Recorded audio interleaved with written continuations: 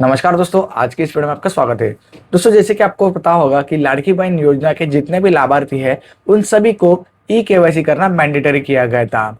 लेकिन वहां पर जिनका शादी नहीं हुई है और जिनके पति का देहांत हुआ है या फिर डिवोर्स हुआ है, ऐसी महिलाओं के लिए ई केवाईसी करना थोड़ा सा मुश्किल हुआ था। लेकिन अभी ऐसी महिलाओं के लिए भी ई केवाईसी करना बहुत आसान होने वाला है, क्योंकि हमारे महाराष्ट्र की women and child development minister Aditi Tatkare ने खुद स्टेटमेंट दिया है कि ऐसी जो महिला है जिनका शादी नहीं हुए लेकिन पिताजी का देहांत हुआ है, शादी हुई है लेकिन पति का देहांत हुआ है, शादी हुए लेकिन डिवोर्स हुआ है, ऐसी महिलाएं भी ई केवाईसी कर सकती है।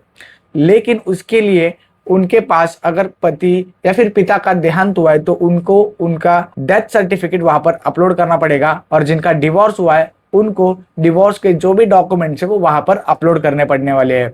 उसके बाद आप अपनी ई केवाईसी जो है वो आसानी से कर सकते हो। अब वो कब आने वाला है, क्योंकि हमें एक डेडलाइन दी गई है, 18 नवंबर तक की एक डेडलाइन है। उसके बाद ई केवाईसी करना बंद हो जाएगा, ऐसा हमें एक डेडलाइन दी गई थी। लेकिन वो डेडलाइन भी आगे हमें एक्सटेंड करके मिलने वाली है, टाइम एक्सटेंड करके मिलने वाले है। अब ये सब मैं खुद नहीं कह रहा, हमारी women and child development minister Aditi Tatkare उन्होंने खुद स्टेटमेंट दिया है, आगे आप वीडियो में देख सकते हो। साधारणपणे रोज 4 ते 5 लाख महिलांचे ई केवायसी ची प्रक्रिया ही साईटवर पूर्ण होत आहे। साधारणपणे 1 कोटीपेक्षा जास्ती महिला आज बऱ्यापैकी त्यांचे ई केवायसी ची प्रक्रिया झालेली आहे। ज्यांच्या पतीचं निधन झालेलं आहे किंवा वडिलांचं निधन झालेलं आहे किंवा डिवोर्स असतील म्हणजे एकल महिला असतील, त्यांच्यासाठी आम्ही वेबसाईटवर एक ऑप्शनच्या संदर्भातलं एक वर्किंग करत आहोत की त्यांच्या पतीचं किंवा वडिलांचं जर निधन झालं असेल तर त्यांचं डेथ सर्टिफिकेट किंवा डिवोर्स झाला असेल तर ते डिवोर्सचे पेपर्स अपलोड करण्याच्या दृष्टिकोनातून हे आम्ही तिथं ऑप्शन्स तयार करत आहोत। त्यासाठी वेबसाईटमध्ये ज्या काही त्या पेजवर ज्या काही बदल करण्याची गरज आहे त्याची प्रक्रिया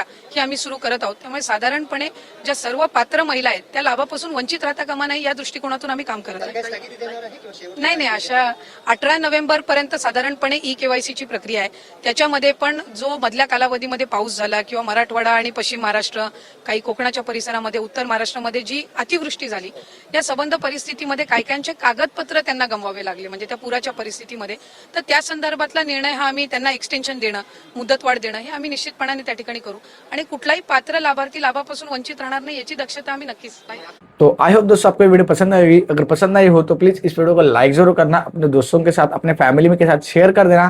कोई प्रॉब्लम आ रहा हो तो आप मुझे नीचे कमेंट करके बता सकते हो, और ऐसी वीडियोस देखने के लिए चैनल को सब्सक्राइब करना मत भूलना। तो चलिए दोस्तों, आज की वीडियो में बस इतना ही, मिलते हैं अगले वीडियो में, तब तक के लिए thank you. Stay safe and healthy.